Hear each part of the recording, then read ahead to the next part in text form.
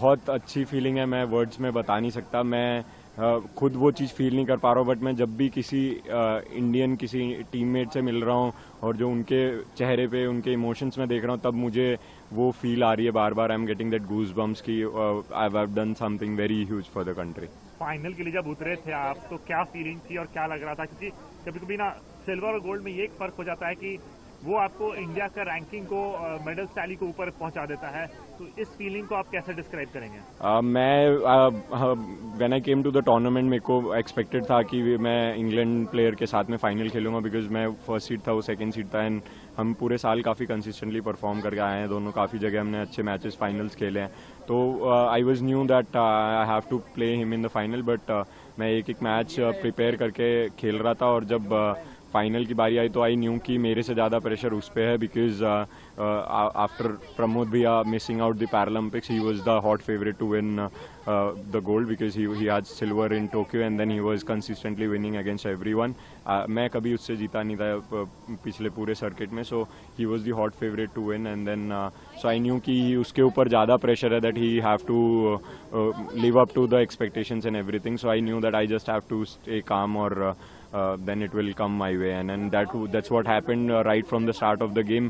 मेरे को फील हो रहा था कि he's nervous, he's being going impatient, तो मैं बस उसी चीज़ का फ़ायदा उठाया। बीच बीच में I slipped away in between, but yeah, it feels good कि finally it ended our way, and then India got the much deserving and much retainable gold medal, and I'm very happy that SL3 has retained their Paralympic gold medal. आप वो लम्हा describe करिए अपने शब्दों में, जब आप खड़े हुए पोडियम पे, फ्लैग सबसे ऊपर था और नेशनल एंथम बजा। मैं I've lived this feeling before during the Asian Para Games, but Paralympic was very different, very huge. I didn't get tears in my eyes, but I had the goosebumps and current in whole of my body. और मैं उस time पे कुछ feel नहीं कर पा रहा था. I felt numb, and it was just I got a flashback of all my journey from Tokyo till Paris, how it's been, how tiring the tournaments have been, how tiring the schedule has been, and what all things I have sacrificed for this, and then at the end everything felt worth. And I kind of had a flashback of my parents' image in my mind, where because just before the medal ceremony मैंने उनसे बात की थी, and then they had tears in their eyes, so वो it was a flashback of everything in a very small moment.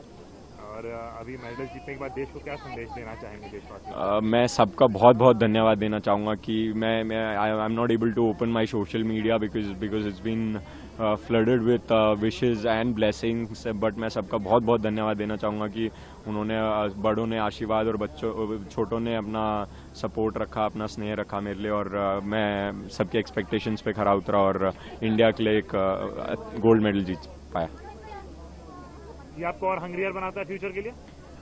मैं अभी उस बारे में सोच नहीं रहा हूँ, बिकॉज मैं पैरालंपिक्स तक का I had my small goals, and at the end the ultimate goal, so वो जीतने के अचीव करने के बाद में now I just want to go back and enjoy before setting another. Hungama times की तमाम खबरों को देखने के लिए हंगामा टाइम्स को सब्सक्राइब कर लीजिए और बेल आइकन दबा लीजिए। अगर आपको ये वीडियो अच्छा लगा हो तो लाइक बटन प्रेस कर अपनी प्रतिक्रिया हमारे कमेंट बॉक्स में देना मत भूलें।